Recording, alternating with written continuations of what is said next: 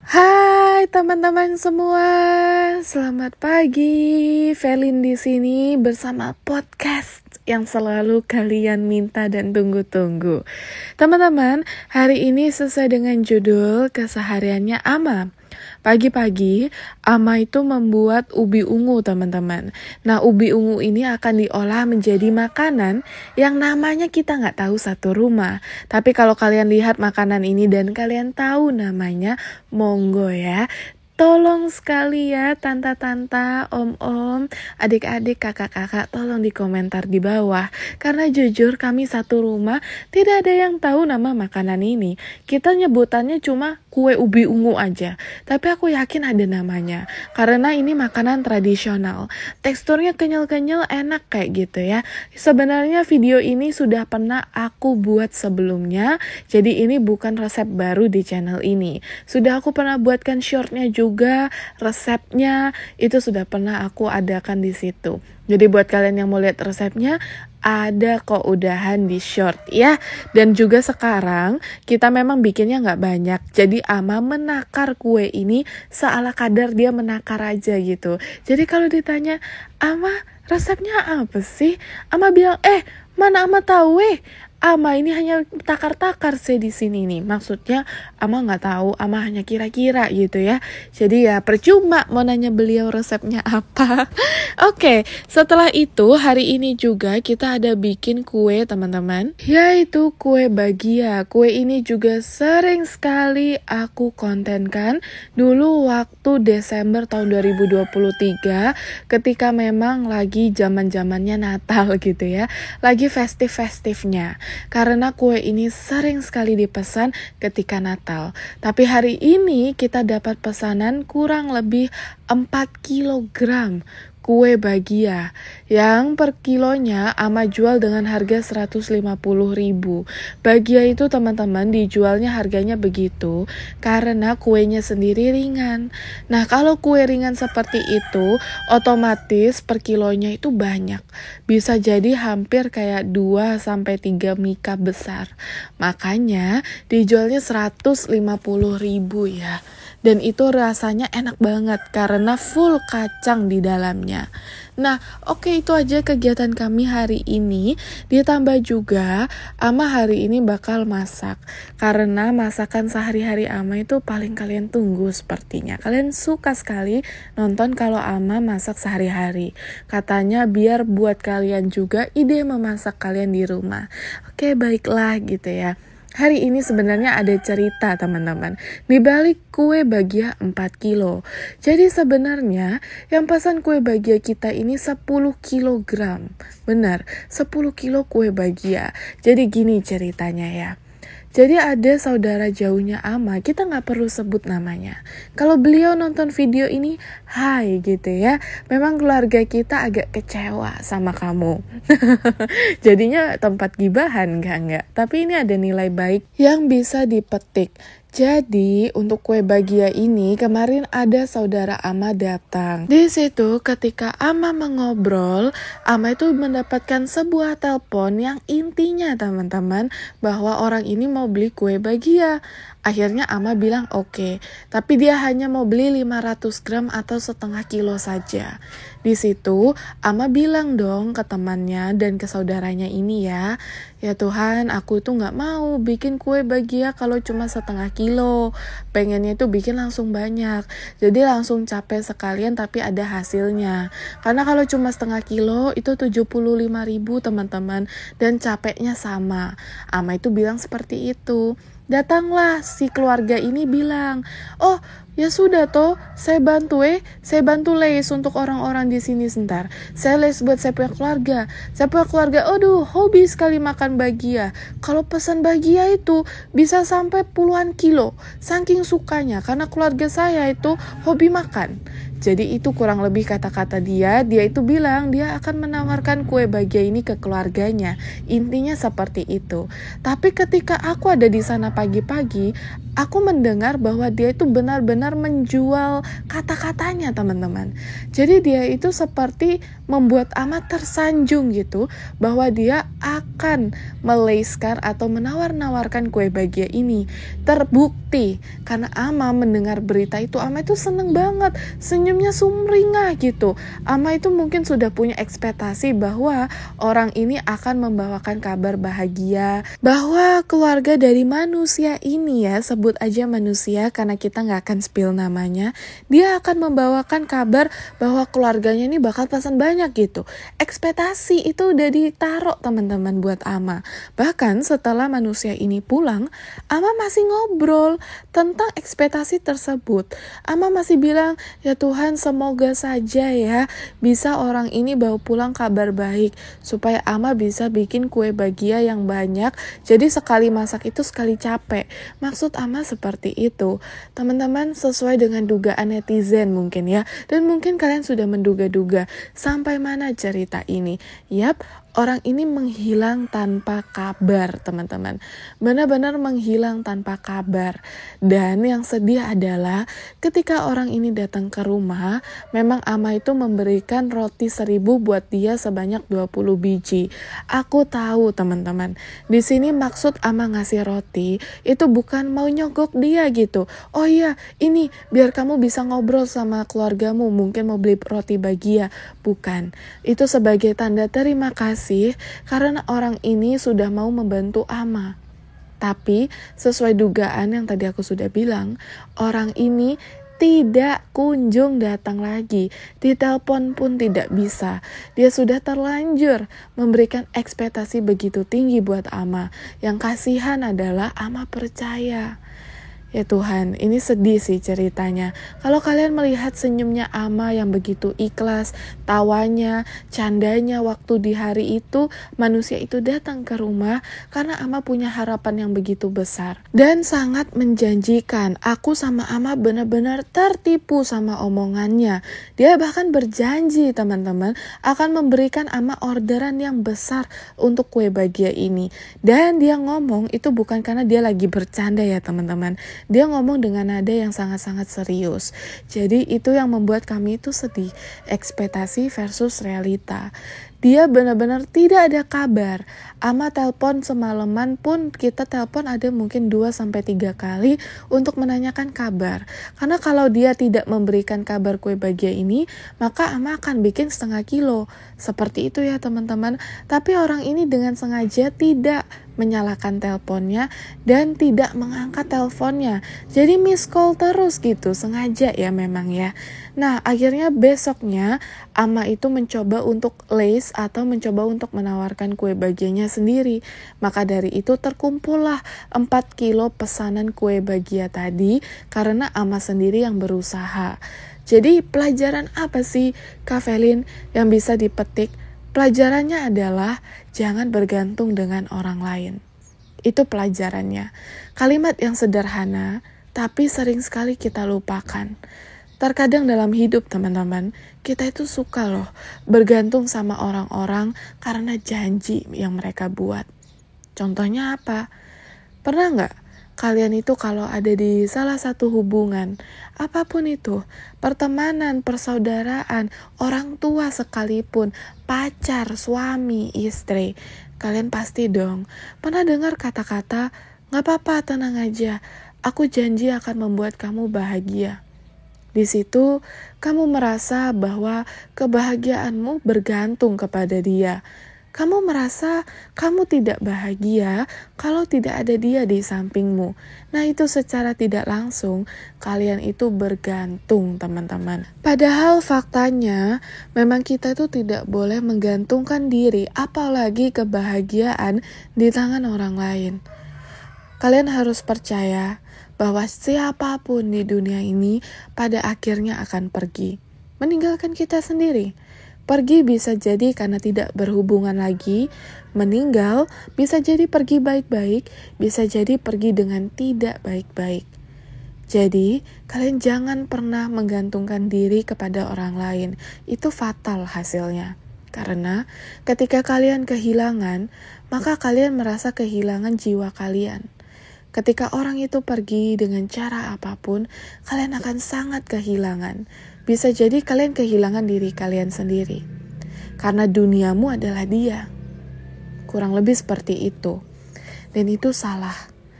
Itu kenapa aku selalu bilang ke semua orang ya, teman-teman, yang mungkin lagi dekat sama orang, lagi pacaran, menjalin hubungan, ataupun persahabatan dan pertemanan.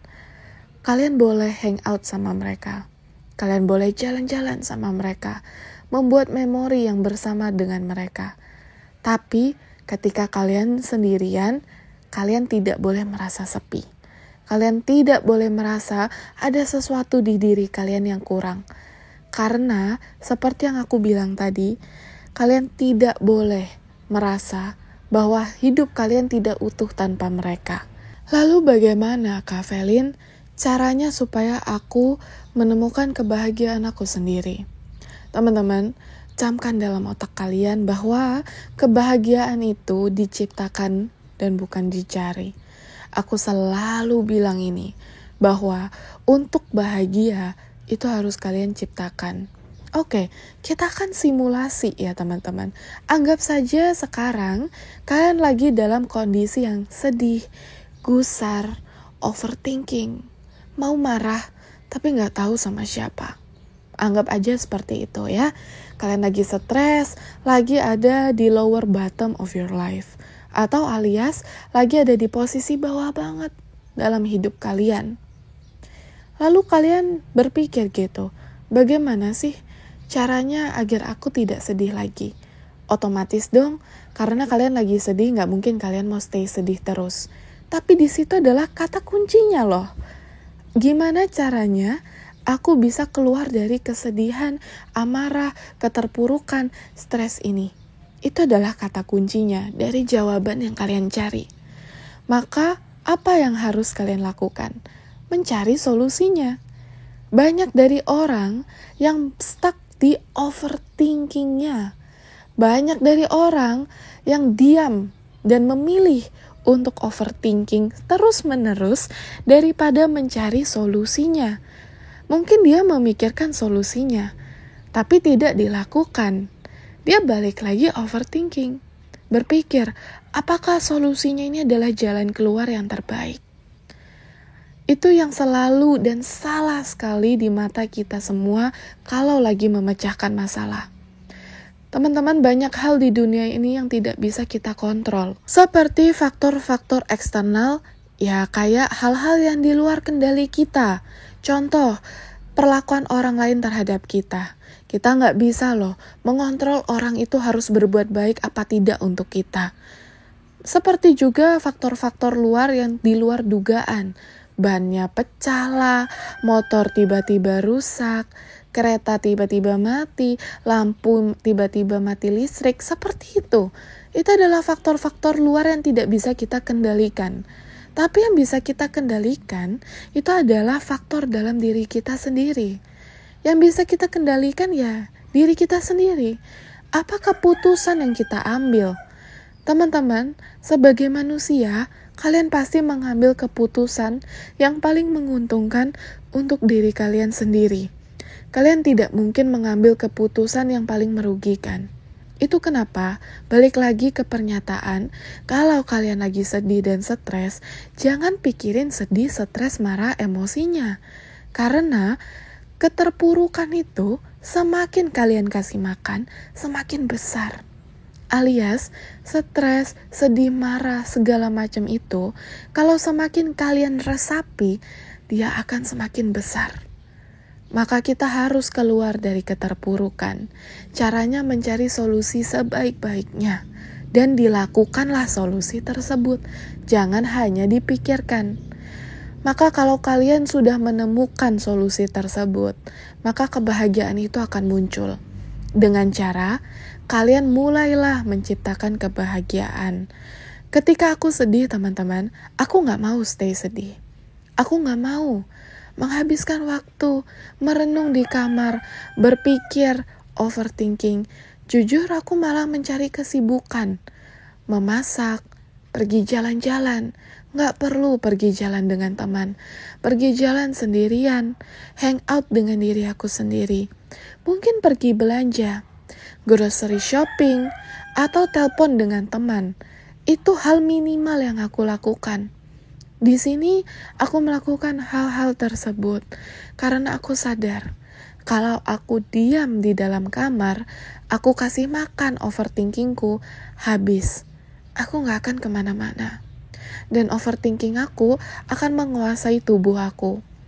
Tapi berbeda nih, kalau Velin keluar, makan, hang out dengan teman, mencari kebahagiaan, aku itu bakal lebih bahagia. Aku bakal lebih senang. Aku akan mengakhiri hari bukan dengan emosi, marah, sedih, dan segala macam. Aku akan mengakhiri hari dengan kondisi hati yang jauh lebih baik. Dan ini juga adalah tips yang tidak kalah penting. Ketika kalian sedang sendiri, berusaha menciptakan kebahagiaan kalian sendiri, kalian harus mengkonsentrasikan pikiran kalian untuk orang-orang yang sayang sama kalian. Kalian harus mengkonsentrasikan hidup untuk orang-orang yang peduli dengan kalian. Bukan dengan orang yang telah menyakiti kalian. Bukan untuk orang yang sudah membuang kalian, menyakiti kalian, membuat dunia kalian hancur, atau buat orang yang sudah meneteskan air mata untuk kalian. Tapi fokus untuk orang-orang yang sudah berusaha membuat kalian tersenyum, untuk orang-orang yang masih peduli dengan keadaan kalian. Kalau kata Velin, kata-kata yang selalu aku sebutkan adalah fokus untuk hal-hal baik. Jangan fokus untuk hal-hal negatif. Iya, memang naif kalau aku bilang, kalian gak akan kepikiran lagi kok. Aku akan bilang di sini, dan ini adalah kenyataan pahit. Di saat kalian menciptakan kebahagiaan kalian, pasti ada terselip overthinkingnya, stresnya, hal-hal yang membuat kalian sedih, pasti terselip di benak kalian. Dan saran dari aku, hempaskan jauh, hempas. Betul, jangan dipikirkan. Kalau tiba-tiba kalimat-kalimat, kata-kata, peristiwa-peristiwa tidak mengenakan muncul di benak kalian, langsung kalian switch pikiran kalian. Ingat, kalian harus memikirkan hal-hal yang baik-baik saja. Jangan pikirkan hal-hal yang negatif. Banyak dari orang yang bilang, "Kak, susah move on." Gimana sih caranya biar cepat move on? Punya kesibukan. Naik gunung, berenang, jalan-jalan sama teman, masak, membuat skill-skill baru yang kalian tidak pernah buat sebelumnya. Ikut kursus, mungkin ikut kursus bahasa, ikut kursus musik, membuat dan menciptakan apa yang kalian inginkan. Jangan kalian terus-menerus tergerus di dalam kesedihan yang sebenarnya tidak akan ada ujungnya. Karena nasib buruk, takdir buruk, itu bentuknya spiral. Tidak ada ujungnya. Jadi teman-teman, jangan biarkan diri kalian dalam keterpurukan. Dan jangan juga menggantungkan ekspektasi kalian untuk orang lain. Ketika seseorang ini berjanji bahwa dia tidak akan meninggalkanmu, atau seperti Ama, orang ini berjanji akan memberikan orderan puluhan kilo roti bagia untuk Ama, saran dari aku, cukup didengarkan aja. Masuk telinga kanan, keluar telinga kiri. Beritahu ke diri kalian sendiri, ini mah bercanda, ini mah bohongan. Mau bagaimanapun dia menyampaikan janji tersebut, semeyakinkan itu dia menjanjikan kalian sesuatu, jangan dianggap serius. Urusan dia tidak menepati janji atau menepati janji, itu urusan dia dengan Tuhan. Kita sebagai manusia cukup tahu, ternyata sifat dia begitu toh, tidak bisa dipercaya. Tapi untuk kamu sendiri tidak berhak kecewa. Karena namanya juga janji. Itu hanya kata-kata yang sebenarnya gak ada ujungnya. Aku bisa aja teman-teman berjanji ke kalian, Setiap subscriber aku bakal janji kasihin kerjaan dengan gaji 5 juta. Bisa aja, tapi nyatanya kan tidak aku laksanakan. Karena talk is cheap. Ngobrol itu murah banget. Kalian tidak nyangka bahwa semua orang bisa berbicara apapun, dalam kondisi apapun. Karena lidah kan gak bertulang ya. Jadi ngomong apapun bebas. Jadi kita sebagai manusia harus memaklumi. Dan apapun yang terjadi pada diri kita, cukup bilang, oh ya udah, cukup tahu aja dan move on. Hidup itu jangan terlalu dianggap serius. Hidup itu jangan terlalu dianggap overthinking. Jangan terlalu dipikirkan. Dijalani teman-teman. Di mana-mana kalau orang mau mulai bisnis, perencanaannya banyak banget. Tapi ketika direalisasikan cuma sebentar. Itulah hidup. Dan jangan jadi manusia yang seperti itu. Perencanaan boleh. Menyusun strategi boleh. Supaya ke depannya tidak ada hal-hal yang mungkin tidak pernah kita pikirkan terjadi. Jadi semua kita pikirkan dulu. Tapi action speak louder than words. Faktanya adalah perbuatan itu aksinya jauh lebih besar daripada omongan. Oke, aku ngomong kayak gini mungkin bagi kalian menggurui, sok bijak. Semua orang itu ngomong Kak Velin, tapi Kak Velin melakukan tidak. Teman-teman, aku tuh cerita berdasarkan pengalaman. Mungkin umur aku bisa dibilang tidak seperti kalian yang sudah dewasa. Atau bisa dibilang juga untuk usia aku mungkin bukan orang yang tepat untuk ngomongin manis pahitnya hidup. Tapi percaya, manis pahitnya hidup tidak diukur dari usia. Karena di umur begini, aku sudah mengalami banyak pahit dari kehidupan. Mungkin lebih banyak dari orang-orang di umur aku sekarang. Itu kenapa aku bisa bercerita seperti ini. Dulu aku adalah orang yang sangat-sangat overthinking, suka banget mikirin hal-hal yang tidak-tidak. Diam sedikit langsung mikir hal-hal yang negatif aja. Sampai di posisi Velin yang begini, di mana aku tipe orang yang sekarang gak pernah lagi overthinking, menganggap hidup itu ya sudah, hidup yang apa adanya, tidak terlalu serius, dan juga mulai memaafkan orang lain, mengikhlaskan dengan cepat. Itu prosesnya jauh banget. Dari Velin yang dulu untuk Velin yang sekarang, prosesnya ini loh teman-teman, tidak main-main. Tapi percaya, hasil akhirnya itu benar-benar menyenangkan. Semoga video hari ini bermanfaat untuk kalian yang suka overthinking, lagi dalam kesedihan, atau berusaha menciptakan kebahagiaan kalian sendiri. Semoga video ini bermanfaat ya. Terima kasih buat kalian yang sudah nonton, like dan subscribe ya teman-teman. Jangan lupa besok mampir lagi, karena anggap aja rumah sendiri. Bye-bye.